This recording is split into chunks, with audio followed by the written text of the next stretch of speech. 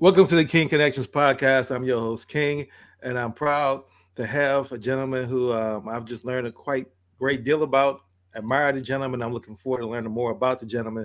I want to welcome to King Connections podcast, Mr. Carl Watkins. How you doing today, Carl? What's going on, Mr. King? How are you? King Connections, man. I like how that sounds, man. I like how that sounds. Well, thank you, brother. I appreciate it. Looking forward to this conversation. Yes. Because and doing my research about you, you brought a lot of great things. I see the work that you're doing, but I'm really interested in learning about you as an individual. But before we get started, though, one of the first questions I love to ask, really kind of set the context, that is to ask kind of what your spiritual energy number is. And what I mean by that is 0 being life sucks to 10 being life is awesome. Where would you say you fall within that spectrum? I say I really fall in a 10, man. I don't take this thing for granted waking up every morning. So though I know we can kind of compare what's awesome to individuals, right? Right. We mostly compare that awesomeness based upon what we accomplished or what we didn't accomplish. But my accomplishment is awesome that I got up with new mercies to try again. So I'm always at a 10, man. Absolutely, absolutely. I say the same thing. The reason I ask that question, man, because when I have my events, when I have my meetings, I always want to know what the energy level in the room is. And if I got twos and threes in the room, I tell folks it's best they just go home because it's not gonna go well. But when Yeah, people are nines and tens, that's when miracles can happen. We can create some great energy from this. So I look forward to the conversation. I believe that too, man. I believe that too. Well, my first question is this, because I know that you do a lot of going for work, and I'm always curious what drives people and what's their purpose in life. So that's my first question for you. What do you see as your purpose in life? My purpose in life really is to transform the thinking of others, right? And when I say that, you can say, "Wow, that's pretty broad, Carl," but it's just the essence of it. What I really narrow down in on a lot with my work and what I do is just transform the thinking of leaders, right? Mm, And what we have given leaders as a definition, what we have expected or come to expect from them, that isn't fulfillment of who we are as those they're leading, and to kind of change and see through the lens of the ones that you're leading. I think a lot of leaders are blind to the fact of the ones they're leading, and that's really why I delve off into, not to get too much ahead, but to go into that vulnerability piece. If we can kind of look at the lenses of those that's we're actually telling what to do, because I'll say it like that because that's how most people think leaders are, right? Someone right. that tells them what to do. But in the essence of that, if we look through the lens of us being leaders, is servitude and making transformation in others. To me, Mm, that's what leadership is about. absolutely, absolutely. And that kind of goes to my next question, because you know, in this conscious world, we throw out the term conscious leader quite a bit, and Yeah. conscious can apply to several different things. A person can be environmentally conscious, right? Social justice Mhm. conscious. So I'm always interested in asking the people I interview who I believe to be conscious leaders, and I think you answered some of that. But if you can expand a little further, how would you define a conscious leader? Yeah, on the same in essence, just arm's length more. What I said, conscious leader, to me, it refers to just guiding others with full awareness. I think a lot of times we're being led by those that have been placed as leaders, and we also know we all got our own definition of leaders. But majority of the corporations that I've worked in, leaders have been put in place for either they were go getters, either they were the loudest, or either they've been there the longest, and I never married any of their qualifications with any of those three. So I was really looking for what was a leader. So when I think of conscious leadership, I just think of it as that conscious, being aware of those who I'm leading, cultivating those that I'm leading, Mm, looking to grow those that I'm leading. Because if you're in the leadership position, I want to be a leader that others want to follow.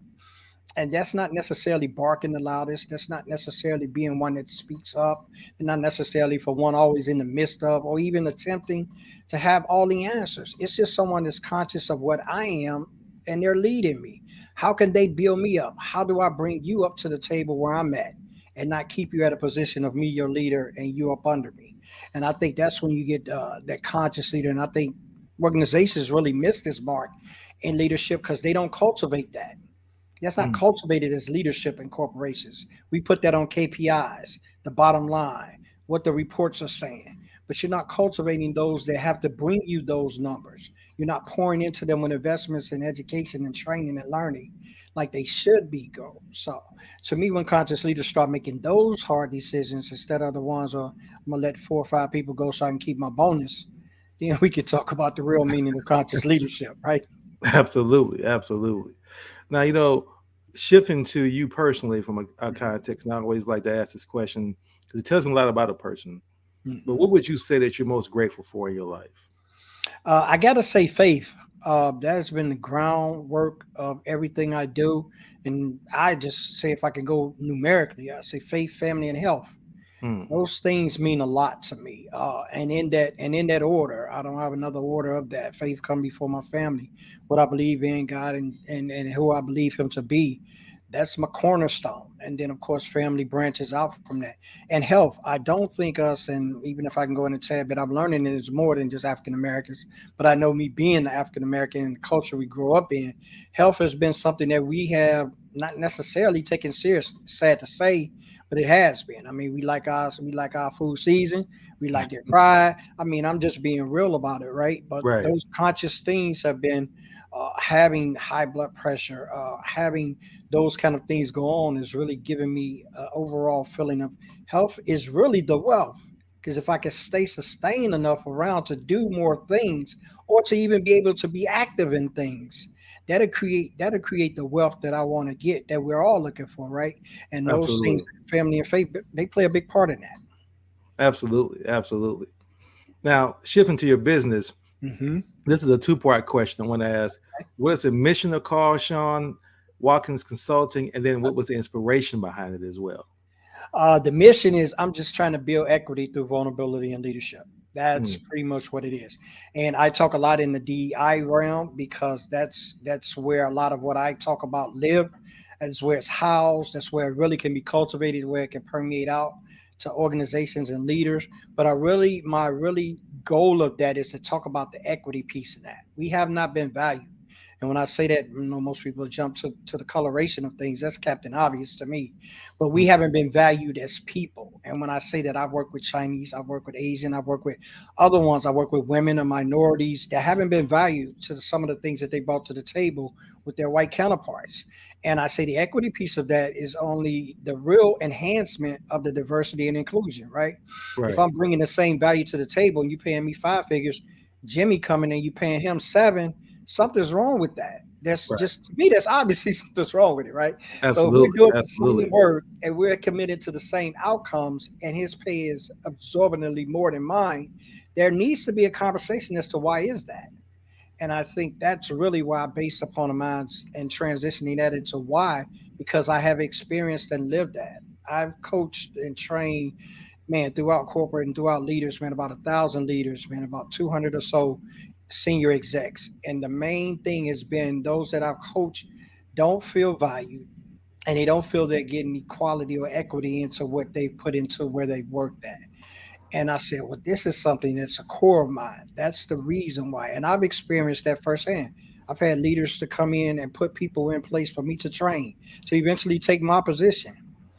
And I've seen that happen time and time again, me being pushed aside for ideas or something I came up with and they were stolen. And I mean, I just put it out there because I'm kind of like real talk with how I do things. And these are the aspects of where you hear or you feel the animosity in leadership, how you feel that not trusting in those that are leading. And I think vulnerability opens those doors so we can get an awareness of, okay, this is where this is coming from. This is why you feel like that. It's not you fighting against me or rage against the machine. It's the essence that you've been taken advantage of.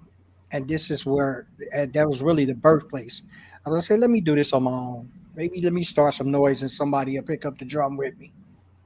Absolutely. Absolutely. I definitely respect and admire that. And that kind of leads me to my next question because you're the first person, and I'll definitely say a black man that really has a strong focus on the vulnerability. And I really Mhm. kind of want to have you kind of really talk about why you focus on the vulnerability in leadership as your kind of core platform. I think it's really the unveiling of self. Mm. When we're vulnerable, we're really dealing with a lot of things that we're first and foremost not proud of. Next, we're probably ashamed of, and that's just in comparison too.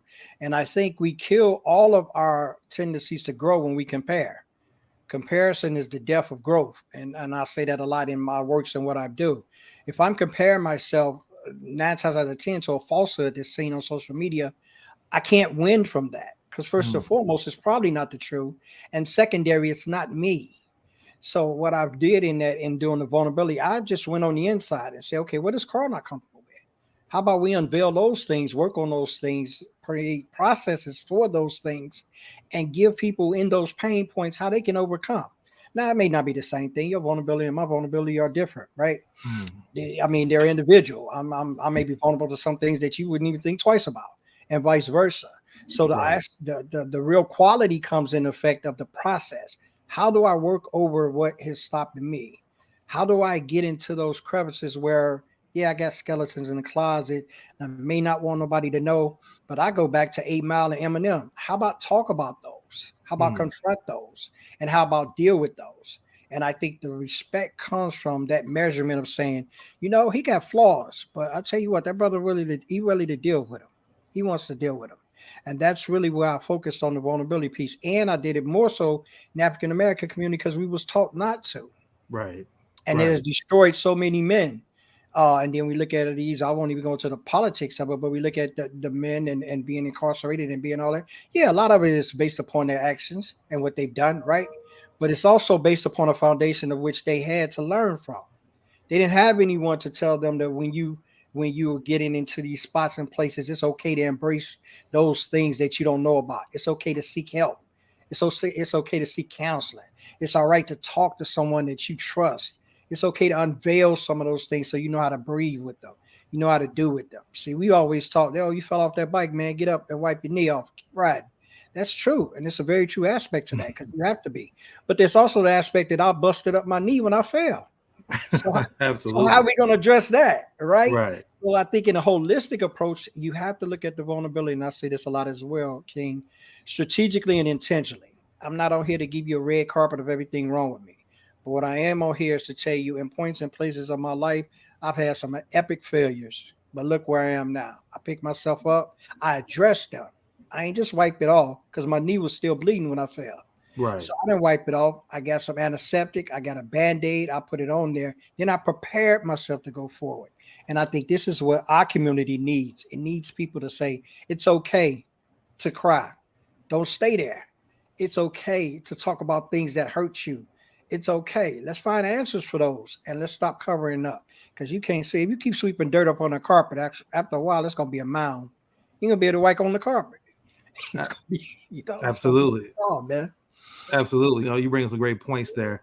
And I think about how, as you talk about when I grew up in our community, like you said, we used to play this game called Killer Man, which you just throw the Okay. ball up in the air. It's football, but you throw the ball in the air and you just Yeah. tackle whoever catches it, right? And of course, that's going to lead to, some hits and some pain, Yeah. getting wind knocked out of you. And it was always just get up and shake it off. So you're absolutely right. And it reminded me of this slogan. I do a walk every morning around the harbor in Baltimore, and Okay. Under Armour has this motto that I love, and it says, "The only way is through." You Oh, man, know, I like that. and when you talk about really confronting your pain, your trauma, and we've been taught, particularly as Black men, to just really bury it down deep and just deal with it. But Yeah. as you learn, as we've gotten older, we can't grow as individuals if we got all this burnt deep down trauma within us. How can we even love and even grow and develop as really men to be productive in our society? So I love the work that you're doing in that respect. Yes, man. And it's work that has to be done. A lot of people don't understand the dynamic of it. It is work, and what we have to do. We've been painted this picture of the males, and we definitely have to. They put us in a realm of where this has to be overcompensation, right? There's a lot of disbelief in who we truly are, and it's an embracing that. And we can't. I can't tell you who I truly am if I'm not embracing all I am, right? Mm, I can't come to you with portrait, so to speak, of this great Carl Watkins, right? And I can't at no point in time embrace the failures in Carl. I can't in no time embrace the hurts, the pains, the tribulations, the trials. All that's a part of what's making Carl. And see, absolutely. we've been painted this picture of saying, put that best on the outside. That's been part of our nature. That's been part of our mantra. That's been part of our development and growth as our community. Put that best foot on the outside. I mean, we put it on our women. Yo, they strong. They strong. Yeah, it come points in time that I saw mama cry. I saw grandma cry. Yeah, they sucked it up and went on and done what they had to do. But I think we've been so ostracized to the point of just saying, pick it up and keep moving, that we're carrying a lot of undue, unburdened, unnecessary things along for that journey. If we Mm, clean out a lot of that baggage that we're carrying generation to generation, grandmas is passing on to moms, moms is passing on to daughters, daughters is passing on to their daughters. The mm, same thing, 5, 6 generations down, because there just hasn't been someone to turn around and say, you know what, I'm not carrying that. I'm going to see what's wrong with it. I'm going to identify it, and my family from here on, we're going to work it out. And those are some of the reasons why I really do what I do with that, because I think that's necessary for us in growth and in development. absolutely. Now, in doing my research, I came across on your website that you have a vulnerability transformation program. So, Yes, can you give us some yes. information on what that program is and what it does? Yeah, it's a 4-step framework, and I've done this. This is work I do. I tell a lot of people, you hear about vulnerability. I know it's probably now you're probably hearing about me, but beforehand you only heard about Brene Brown, right? And what you heard about her is case studies, research, asking questions. I come from a place of lived experience, right? To me, experience is the greatest teacher. I don't care how you want to say it. You doing something yourself gains you more insight into what you're doing versus you reading about it, versus someone telling you about it. I know they can save you some things. Like if it's a pothole over there and I just came down the street and it's there, if I tell you, you'll miss it, that'll save you, right? But when Mm, we're talking about something on the internal as far as growth, there has to be an experience there for you to learn how not only to repeat it, but to also gain from it. And through my vulnerability transformation program, what I do is just take you through those steps, and they just 4 quick, easy steps, right? Well, they're easy for me because I did it right, but the work, right. I had to catch myself with that. The work, and this is something that I put into place in my life long before I even thought about giving it to anyone else or even exposing it. It was just the constant daily rituals of things that I did. I Mm, want to change the narrative, right? That was my main thing. I wanted to get an alignment to the core values that were mine. I wanted to reintroduce myself to me. A lot of times we get core values mixed up because we have them when we raised, we have them when we get in work, we have them in relationships once we get a spouse or significant others. Then our core values seem to shift and melt into the one that we're with, right? But you got to go back to where what makes you you. Why do you think the way you think? What are the processes that you took in place to say, this is what I believe. This is why I believe that. So I introduce you to that. I start bringing out things in that can guide you, questions that ask you those things, fundamental things that you probably haven't thought of for a long time. And then from that, I go to step 2. I just start breaking the bad habits in that. Let's start changing some of the direction, actions, thinking that you've habitually done over the course of your life. Just start putting out those bad habits. And like grandma used to tell me, boy, every bad habit you got to replace with a good habit. That is definitely it. Because right. if you don't, it's going to be a hole there and something's going to seep in. So that takes me to step 3, moving forward. And the essence of that, once you find those things that grow you, once you find those things that cultivate you, all going back to your core values, continue to do those. You'll be surprised how you build up your self esteem, you'll build up your self worth. And with that becomes productivity, increased revenue for companies and those that are hire you, because you'll be on the stage of saying, okay, I know who I am, so I know what I'm worth. And that Mm, confidence just comes by you changing and shifting that mindset. And after you move forward, I just tell you right there, just experience the breakthrough. And that's why I tell people it's a 4-step plan that I do with every part of my life. My grandmother used to say, because she's a preacher, so I get a lot of my grandma isms from her. She said, yeah, on every level, it's another devil, right? right. Right. So in the Right. essence of that, she's telling me, okay, I completed level 1. It's just like the games you play. I completed that level, but the next level is going to be harder. So I Absolutely. take the same 4-step approach. I get to that next level. I say, okay, what's the values in this level? What do I have to know about in this level? How do I have to introduce myself to me in this level? Because it's different. I can't do the same thing I did at the other level. This is more confronting. It's more things going on. It's more stuff that's distracting. How can I do that? Okay, all right. Well, then let me break these bad habits in there, and let me replace them with some good habits, some good things, and I can move forward with that. And then again, I come to the breakthrough. When I get to the end of that level, I'm saying, "Oh wow, that was awesome! I learned a lot in that. Got things I could take forward." And that's really my 4-step plan. King is just really a development process and a continuing process that you can carry on and apply in any part of your life, whether it be leadership, whether it be improvement, whether it be processes. If you get those dynamics down, at the end, you'll celebrate the breakthroughs, and you can go forward and embrace the growth from that point. Absolutely. I love your 4 step process because I know that to be true myself. You know Hmm. what I'm saying? And I tell folks that, I have what I consider to be 3 things I look for in individuals Okay. that I think are transformative. And that's, I call it ABC, right? Your Okay. attitude, your behaviors, and your connections, right? Absolutely, man. And that derives, you going back to your core principles is going to govern your attitude and definitely your Hmm. behaviors, where you stand and how you move and how you look at your life. A lot of people have made decisions because they didn't have principles or values. They let Yes. circumstances drive those choices, as opposed to saying, well, even though things are hard right now, my principles and values are this, so I'm not going to do that.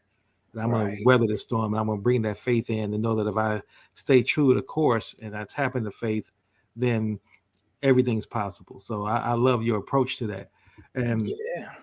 things you said earlier about leadership, and I think this is really going to apply to the next question that I have as it relates to um, diversity, equity, and inclusion. We hear that terms quite a bit, and I just really want to get a listening audience to really understand in the work that you do. What do you really see what that looks like in a workplace? If that's truly been implemented and operating, what does that really look like? Oh man, that's everyone asks me that, and it corpus in it encompasses a lot. I think now we're on the trail of circumstances and things that happen. We on the, well, not for us, but a lot of countries on the end of George Floyd, right? Right, Now, we've been experiencing the George Floyd experience through our neighborhoods for a long time. right, I mean, long time. I had brothers that in my neighborhood passed from law enforcement doing those kind of things, and before I even knew who George Floyd was years absolutely. ago, right? So it's not a new experience to us, but what the experience has really opened up, and I don't even really know if it's opened up, but what it has done, it's been created a quiet storm, right? And I say that when all things align and just catastrophes happen, right? We had the civil unrest, we had the George Floyd, we had the pandemic, we had the work from home, we had a whole lot of things generating this attention, right? I call it God's reset.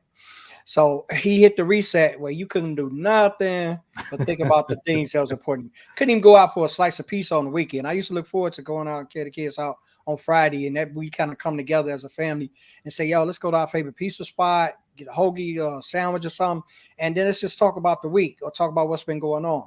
He shut it all down, right? Then not only did he shut it down, he put us all in places that we have not been familiar with for a long, long time. First of all, we didn't even know Absolutely. how to talk to each other at the dinner table. Everybody got phones, everybody on iPads, Absolutely. everybody checking social media. So he shut it all down, right? So he gave you an opportunity to reset a lot of your priorities, which a lot of people took advantage of. I know for myself, I did. I took advantage of a lot of those things. I started putting the phone down. I started thinking and having conversations with my kids that I had not had with them in a long time. A lot of times, the people I work with and clients that I've talked to, they took off the soccer mom because they ain't nowhere to go. Ain't nobody doing no Mm, soccer. So now they spending that time instead in the car and getting Chick-fil-A and going from one spot to other. They're actually cooking dinner at home and they're actually engaging in conversations.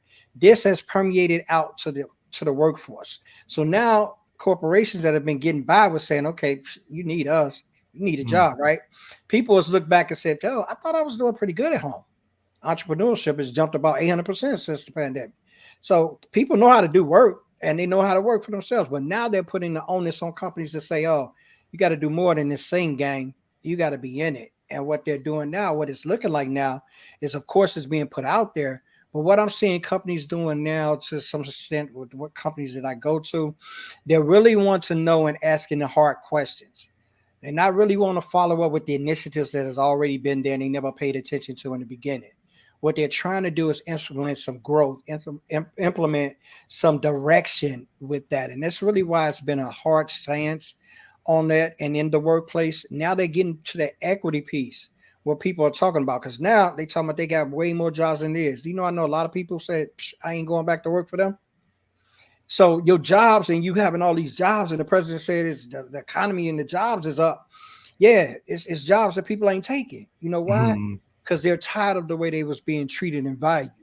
So now companies have said, okay, we've got to do something with this. Okay, they work better from home. The number says it. the KPIs, the resources, the bottom line is saying, yo, they do work at home. So we got to make that a part of the package.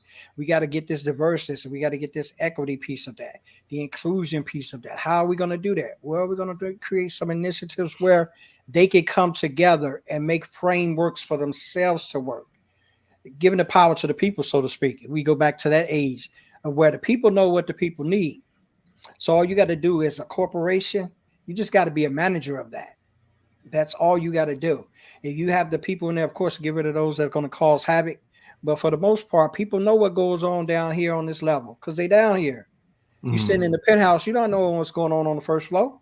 Right. You Right. know, but Absolutely. let them on the Absolutely. first floor try to build some kind of camaraderie on the first floor that will dynamically be sound for the whole corporation. And then you'll get the gist of it up there in the penthouse. So that's really what it's looking like to me.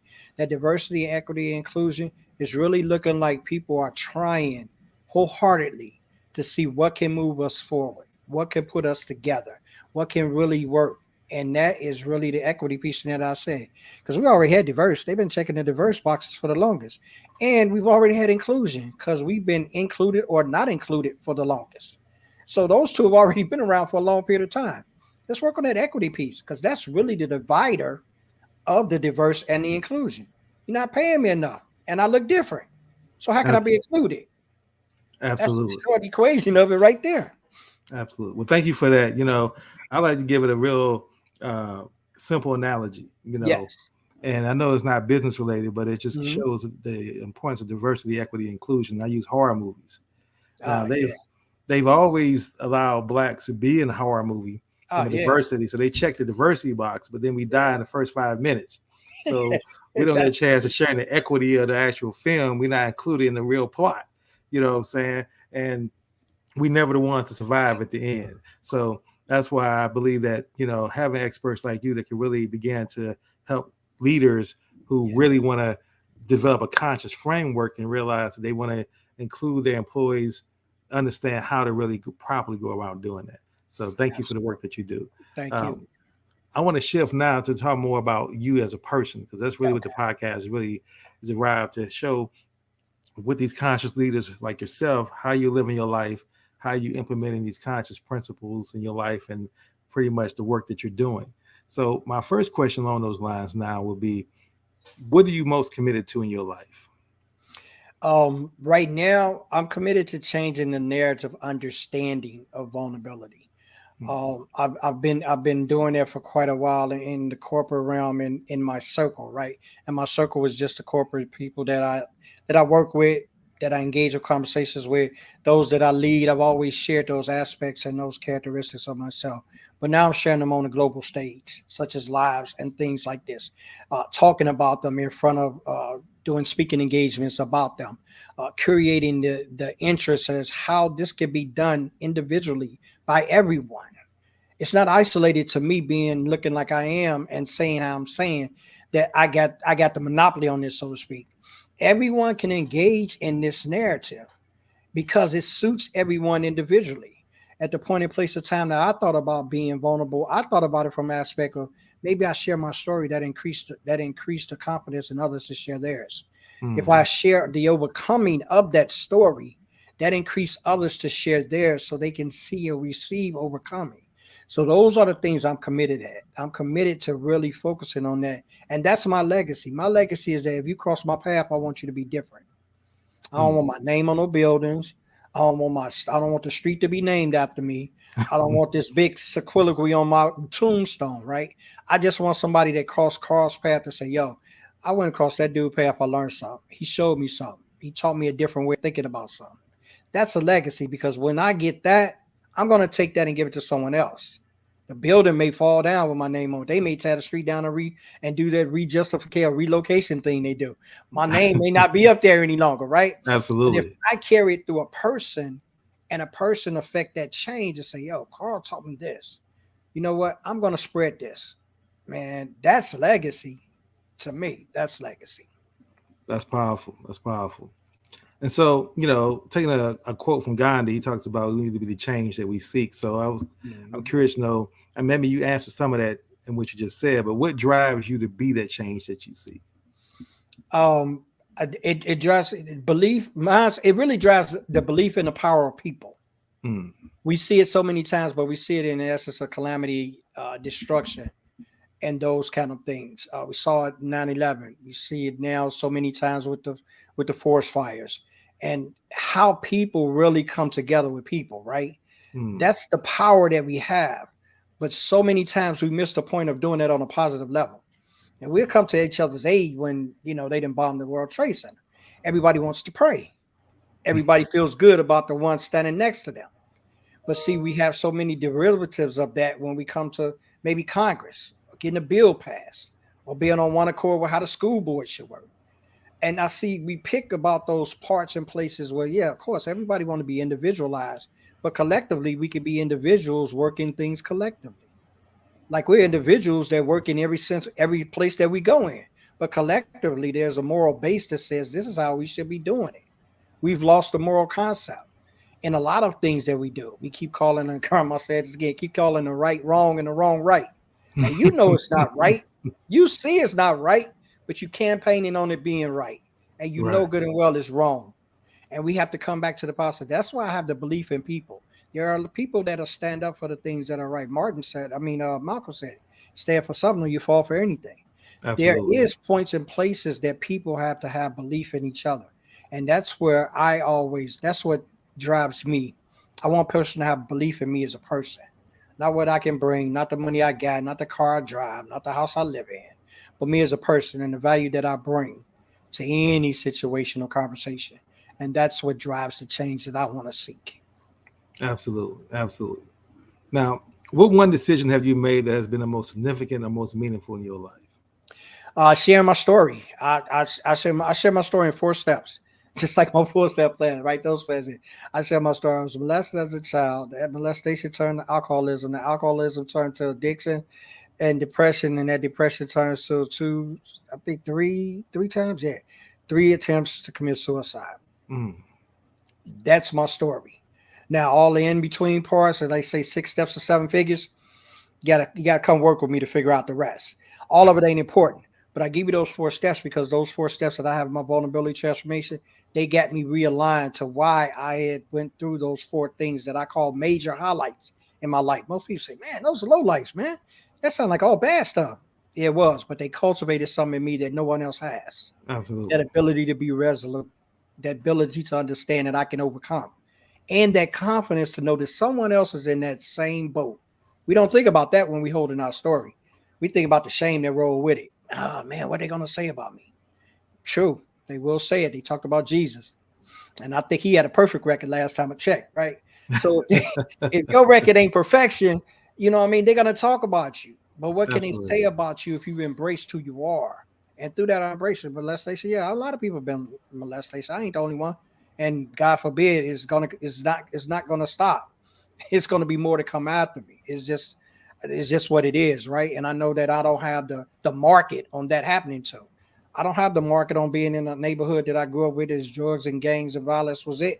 And they told me way when I was a little kid, I wasn't gonna make it out that neighborhood to be 25. I don't have the market on that. A lot of people share those stories. But what I'm saying is I shared mine to become empowered by it. I Mm, didn't share it to write it as a badge of honor. No, because I love where I came from. That's what my mom and them had me. Like, and I had some cousin Pookie and them and all them. We hung out and did the wrong things. But on the essence of that, I learned from that, and I transferred my life from that. And in transforming that, there is a vision that you could have for your life. And I never used a white man keep me down. I never went through all those cliches. I never said all of that. I went to school and worked double hard. Did I always get promotion? Absolutely not. Did I always get the job? No. A lot of times I trained the person that took it. mm, But right. you can't take what's up here. And Right. when you realize that, that becomes it. So share your story, see how it resonates with people, and see how many people you will see and come across that are struggling with the things you've overcame. That's the power of the one decision that I made. That's a powerful answer too. You know, I love you sharing that. Yeah. Now, I'm in the business of building connections, relationships, Hmm. helping conscious leaders find a strategic thinking partners. And I have a methodology for my background as a system engineer for developing relationships and connecting with people. and I've come up with key characteristics that I look for in developing these relationships. And Okay. I know that you are also a connector, and I'm curious to know that you have any key characteristics that you look for when someone either reaches out to you on LinkedIn for a connection request, or someone wants to connect with you, or you want to connect with someone else. Is there certain key things you look for in that person before you connect with them? In the beginning of this journey, I've been on LinkedIn to give you a short view of that. I've been on LinkedIn since 2008. I had a LinkedIn account. A lot of people didn't. A lot of people have been. I didn't cultivate it. I didn't manifest. I looked on there. I saw companies that I might want to work with. I reached out to a few people at those companies, hoping that would spark some kind of connection and some kind of embracement. It didn't. So I left LinkedIn alone. Pandemic came. I started working from home. I had stuff to do, and I got it done quicker because I didn't have the nonsense, or the nuances, rather I should say, of the jobs, calls, people interrupted. So I got the work done faster. So that left me with some time. And in that time, I said, well, let me go back to LinkedIn. And what I saw on LinkedIn was the avenue of people saying, okay, I'm pivoting, I'm changing, I'm getting my CV ready, I'm changing my job. I saw all of that. And I said, okay, we're in the middle of a pandemic. We can't just all be thinking about, I got to find me another job. It can't just be everybody's thought. I Right. was like, nobody is on here expressing what the pandemic is doing. So I made my first LinkedIn Live. So I applied for LinkedIn Live. I applied that Monday. I got approved that Wednesday. And I start out, my first show was Carl Shawn's Daily Word. And I just grabbed the word out of contents, and then I just made a show about it. And I had people on to discuss what was going on with them in the pandemic. Not their jobs, not them searching for that, not them changing careers. What was going on with them? What was their health like? Their mental health? How is it now working from home and homeschooling? Both of y'all in the same living room. One's on the computer, the other one's on the tablet. How is this working? You now being at home with your spouse all the time. Conversations that y'all usually had at night, now throughout the day, y'all at home. I just started delving into that. And I said, from that point, what was I getting out of these relationships? I was starting to get with people and connect with people that was confident in themselves. Start hearing some things that people were saying that wasn't being heard at their workplaces, but now they were able to say it. So that was one of my things that I used as a key characteristic. Confidence in yourself. Okay, all right, you got it. You have confidence in yourself. Then I started looking at who wanted to learn more and apply. Because Mm-hmm. now we got this influx of information. I mean, they don't even talk about Google, but now you got all these people on here. We got a billion coaches, got a billion consultants, marketing. I mean, you got it all right here, right? But who's applying? And how am I seeing growth in that appliance? Right. Doing the Right. research up. I go on these stuff. I say, oh, okay. I go back a few months. What was you talking about here? And come up to maybe when I first connected with you. Oh, okay. I can even see a growth in your conversation of posting. So I look at that. So yeah, when you push me out of what's the name, you put me out a request. I'll just hit accept. I'm sorry if that's what y'all thought. I'm sorry. And then I also, my third one, I guess, will probably be the most because it's the one that I really live by. Who was generous with the things of sharing how they overcame, Hmm. and who didn't put a price on it, right? So I went through people's stuff, and I started saying, if you had some self helps, if you had your YouTube channel was a lot of advice, or if your lives was stocked with a lot of information, and you wasn't always hitting me with, this is my course, this is my 995, or this is why I call for coaching. Those things intrigue me because I see that your motive was more alignment with minds, and that's growing people. Do I have to eat? Absolutely. Do I need to get paid? Yeah, I got a mortgage, got two car notes. Absolutely. I'm paying insurance. I got the same bills everybody else do. Got two kids, one just finished college and one about to finish. I got those bills, but I ain't cultivating my experiences just for a paycheck. I want to see some people change the way they live their own selves.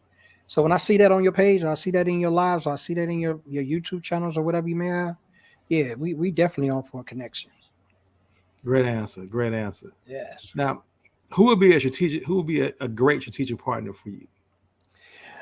I think one who knows how to bring ideas to fruition, right? I am a think tank guy, right? I'm just going to tell you that off the bat. I can think in visionary and see stuff like you never thought. I always thought it was a curse when I was younger because people used to like, oh, why are you always talking about stuff like that? No, because people didn't have the vision like I see. I see things working how I see them to be working, right?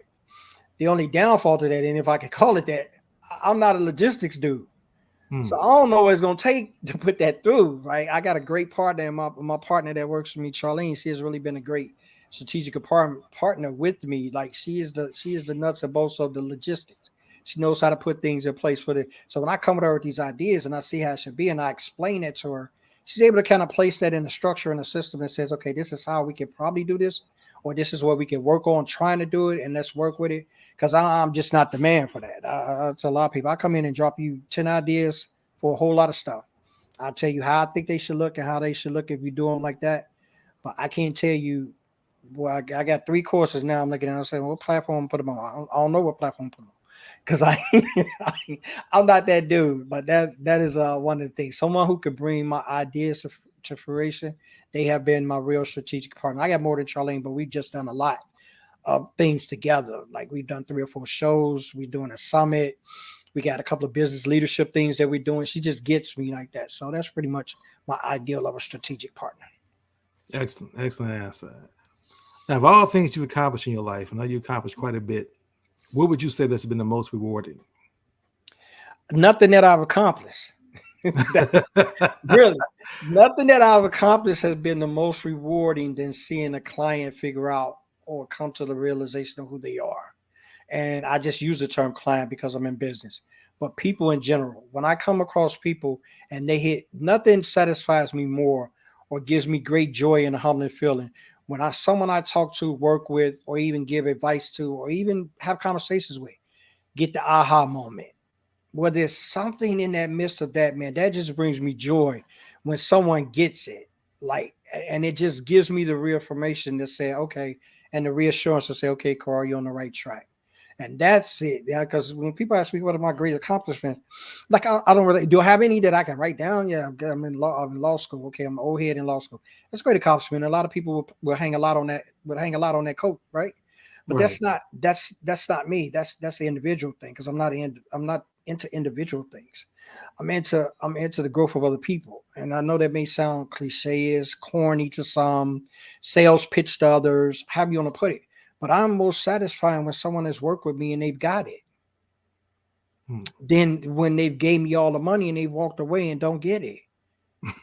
I mean, I'm just like that. Call it, call it character, call it moral compass. I mean, you could put any term on it you want to, as far as the individual. But man, if I work with you, King, and you work with me, and we can finish the project or whatever, and you just enlighten, not that I bought it so much, it's just us working together has just brought some enlightenment to it, and now you see things differently. You're going to put some different effort into what you used to do, how you used to do it. That's amazing to me because that's showing growth in our relationship. That's showing growth in who you are, and that's what we should all really be in. I want to make sure you grow. Absolutely, absolutely. Now I know that you have a very positive state of mind, a very um, Yes.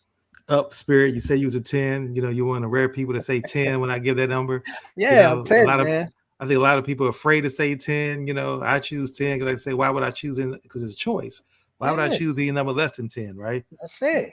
But what I'm curious to know is, are there any morning rituals that you got to do as a leader, as a father, as a consultant to kind of get yourself in that state of mind and condition for all the negativity the world is going to bring you once you step out that door, once you turn on that phone, or once you begin to engage in the world?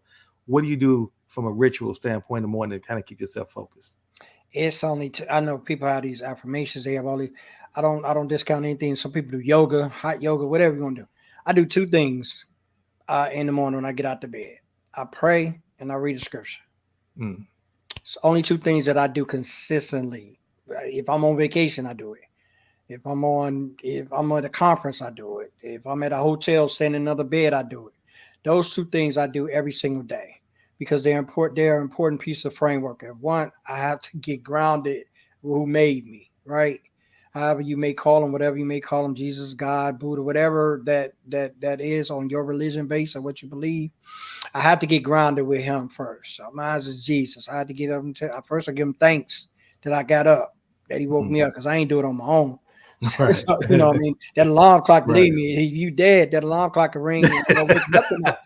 So let's God tell your Absolutely. mind to get up or He breathed that one, that next day of breath in, then you're not getting up. I don't care what you think you are, how much money you got, it just ain't happening. And the second Absolutely. part of that is to focus in on reading. I read a scripture to kind of get my mind guided on that. And a lot of times, not all the time, because sometimes my mind just always racing with thoughts. But for the most time, I can say 9 out of 10. When I do that, I have a path for the day. I can say some days that I miss because I'm not perfect. Some days I get up late and I gotta go. I don't give it to them like that in the ritual. I may give them a prayer in the car, or I may give them a prayer going, get a coffee, a bagel. I feel the difference. I feel the difference when you don't take the time out to give your spiritual strength, your spiritual power, time. You don't take that time out to get God time. You can tell a difference in how your day works. And I'm not superstitious. I'm just knowing that that's what it is. And that's the same thing if you was doing a job or you was doing anything else. If you don't respect that what it is you're doing, you're not going to grow and develop in that.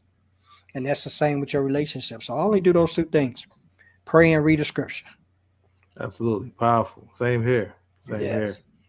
So my last two questions are two of my favorite questions of the interview because All they really, right. to me, answer a lot about a person from my perspective. And it Okay. is, and I'm gonna set the context before I give you a chance to answer this question. Okay. And that is there a king connection you would like to meet? Now, what I mean when I say king connection, I'm not necessarily referring to my name or my company. It's a Okay. title I would defer. I actually have thrown on a person who has reached a certain level of success in their lives. They could be celebrities Hmm. that you admire, and you know that you were to kind of connect with this person and co-create with this person, you all can do something that would exponentially grow your business, grow your life. Like, for example, mine would be Magic Johnson, Okay. right? Not because he's a celebrity basketball player, but because he's a brilliant businessman. He's been a Yes. brilliant advisor. And I know that as Yes. a real estate developer and connector, him and I can come together and really build out some great things together. But my Hmm. methodology is not about I want to meet him as a fan when I'm here and Right. he's here, right? I want to meet him and we can co-create to make something happen. And so now, with that being said, my question for you would be, who would be a great king connection for you? Man, the namesake, your namesake, King. It's the only person beside Jesus I would have wanted to meet in person. Mm. And I don't say that it's not a lot of great people. Of course, there is. There's numerous ones that if I would just start naming names. But by you ask me that specifically, that's a connection I would like to have. And I would like to do a collaboration. Man, he's wrote some of the most awesome speeches to ever be said. Right. I would want to delve into his mind. What was going through your psyche, man, when you penned that? When you penned, I have a dream. Mm. Like, uh, I'm just mesmerized by some of the phrases in that at that time and place we were as people. Like, those are the intriguing things to me. How can we collaborate? How can I now, 20, 30, 40, 50 years later, dissect that and bring that to my generation? Because they've lost it. Mm. They've lost it. So how can I do that? That's why I will push for that collaboration. What can you tell me through the spiritual ear, man? How did you define that era so that it's so impressive that we're still talking about it today? And that's the king connection that I would love to meet because that's what you asked to meet. I'd love to meet. Now, this is some people that I mean I've met, and I've been being from Chicago. I met Oprah before. I went to her show. I met Michael Jordan in his early stages before it cost $15,000 to sit behind the row when it used to be $100 to sit behind the bench before he got famous. I've met some of them people, and I ran into a whole lot of people just off brand, football stars, stuff like that, in the nature of what I do and where I go. But none of them has bought any prep. I mean, I'm at all for the moment. Oh Mm. wow, this is. Oh my God, you've done. And after that, I go back to the man. You put your shoes on, pants on like I do. And there's no disrespect to their culture, what they did. So Right. disrespect to the hard work and the labor that they bring. But Right. I don't idolize. Yeah, am I excited about meeting you? Yeah, because everybody don't get those opportunities. So yes, I'm excited about that. But once that wears off, which is pretty much quickly, I can Very carry on a quickly. conversation to you. I ain't gonna stand up there and be like, oh, I ran into actually a bad. You mentioned it. I ran into because I'm in the Philly area. I ran into Allen Iverson a couple of weeks ago. And it was like, oh, Adam, what's up, man? I talked to him like I knew him. Hey, yeah, because that's how you do in the Philly streets. So Right. yeah, but it's no awe in that. I don't treat anyone with that awe. So if I would meet someone though, that would be a King connection, man. Would have to be your namesake, man, King. Love it. Love it. Love it. And my last question, brother, would be, Mhm. um, what book would you recommend that has been the most influential in your life, or maybe the book that or it could be books that have been most influential in this past week that you recommend to our listening audience? Man, they gonna get mad at me, man, because this gonna sound like a cornflake answer, man. Like grandma used to say, the Bible. That's what it is, right? There is one book, right, and this is how you take it, because I'm not trying to like make everybody religious, right? I'm not. This is the relationship that you have. I have the relationship that every time I read the Bible, it tells me something different. Now, does the word change? Does the writing change? Because it's a living book, right? So we look at it as a living book. There's stories in there. You know, there's stories in there that was written so long ago that you can apply to your life right now. The Mm, places that you're in, the opportunities that you're squandering, the things that you're not doing, that could make you who you need to be, the opportunities that you're passing by, the things you're taking for granted because you're not embracing. The Bible gives me that, whether I'm reading the story of Job or I'm reading the underdog story of David, killing Goliath with the slingshot and the stone. All of those things are empowerment. You know what I'm saying? So when I right. read that every day, even on a cornflake as it may sound, I get new understanding of who I could be. And But, that's what keeps me going. absolutely, absolutely. But Yeah. brother, it don't sound cornflake only to those who are the uninitiated, right? That's so. If it sound cornflake to you, then you just missed a. Yeah, because I know people be like, man, you don't think about Think and Grow Rich, or you don't think about, these leadership books. Absolutely. I read them when they're necessary to read. But you asked me what book would I recommend? And I would recommend you read the Bible. I really would. I just recommend you reading it. Yeah, I just would recommend you reading it, and you would get some inspiration to some of the things you may be going through. You probably get, more than likely, not probably, but you will. You get some solutions to some things that you're dealing with, and you will get some understanding as to why things are happening like they are. And it's just true. But like I said, it always goes on who believe in it, and this all goes on what you believe. So I'm not like my grandma say, preaching to the choir. I'm not preaching to the choir. I'm not telling those who know. I'm just expressing those to those who don't. Give it a shot. You done tried everything else, so There you give it a go, shot, brother. There you go. There you go. Well, Carl, thank you for this wonderful interview. right? Learned a Oh lot man, of it's been great amazing, tips man. and advice. And I want to Yeah. give you an opportunity. You want to share any last closing thoughts to our listening audience and your contact information for folks who really resonated with your message and want to connect with you, want to build with you going forward. Yes, man. I appreciate it, man. I'm thinking definitely humbled always to have an opportunity to share my thoughts. And that's just as Ricky was. My disclaimer is, what I goes on in this head, and I say to you, it's not necessarily that you got to do, right? But it's just Right. whatever it is. We've been given this platform, and I think in the essence of that, you should be able to use it. And in using it, I just spread things that I know that I've overcome, that I've came through, and they've been enlightened to people. Some haven't been able to grab it or connect with it, but those who listening and it's for them, they have. I've always say you don't have to go searching for your audience. All you have to do is speak, and your audience will find you. So that's what Absolutely. I do. I speak, and those that'll be a part of my audience will come and engage with what I speak about. And that's what it is. So if you're doing something and you're not sure, that you're not building momentum or traction, keep speaking about it. If it's something that you feel in your heart to speak about it, and you'll be surprised how many people resonate with you and come to you concerning about what you're speaking about. So that's what I leave with you as my last word. You can reach me here at LinkedIn all the time. I'm on here all the time, cultivating relationships, curating opportunities, and looking for collaborations. That's what I do. So you can meet me on Carl Shawn Watkins. That is my tag and my name. You can also go to my website, read a lot of what I write about, carlshawnwatkins.com. My blog is on there. You can also see how I work in the essence of diversity and equity, and a lot of my philosophies on vulnerability and leadership. They are written in there. We do tailor into one-on-ones, coaches, teams, executives, and corporations. So it's all on there. Me and my firm, we do that. And we look forward to hearing some more great things about this King connection, man, because I think we got a connection coming up. We got a connection going on. Absolutely, brother. We're going to do some great building going forward. Yes, Absolutely. man. Yes, absolutely. And I want to thank our listening audience for listening to another episode of King Connections podcast. We've enjoyed your investment, your time and energy. And Carl, thank you for your wonderful wisdom you shared today, Thank your you, energy man. you brought to the table, and the Thank you. wonderful work you do in the community. And like I said, I look forward to the infinite possibilities that we're going to build together going forward. Yes, man. Yes, man. Everybody have a blessed week. Have this week on purpose. Absolutely. Yes. Absolutely.